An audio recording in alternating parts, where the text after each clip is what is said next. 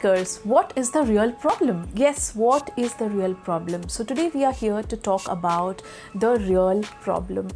Now, just yesterday I had a one-on-one session with my client. These were the exact words which he said.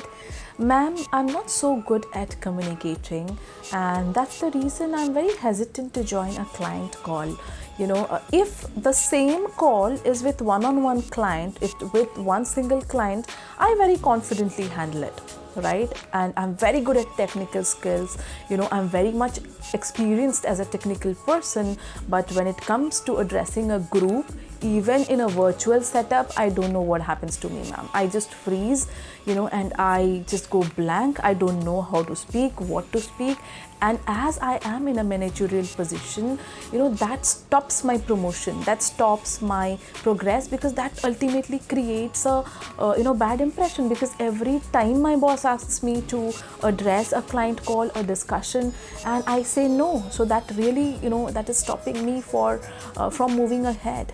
Right now I asked him, so he came to me only to learn the technical part of the public speaking. I asked him, so Mr. X, tell me, what is the real problem? Is the problem confidence, or is the problem technical side of the public speaking? Is like I give you 3-4 steps, this is how you need to start your speech, this is how you need to address the audience, this is how you connect with the audience. That's very technical. You just learn it and you just implement it. That's it, it's done. Within 1 month you're fluent.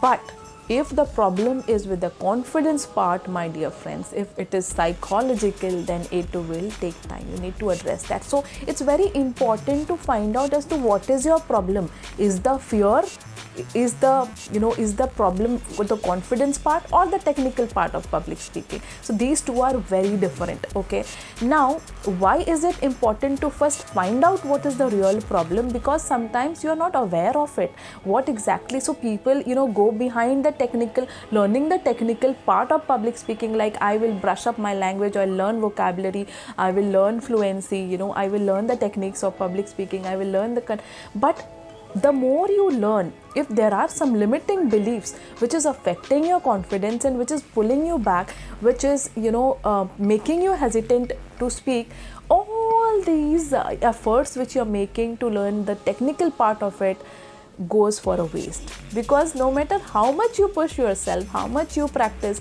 you will come back to the same zone thinking that I'm not good at speaking, I'm always hesitant in speaking. So first fix the real problem. So that's all for this video, and see you again in the next video.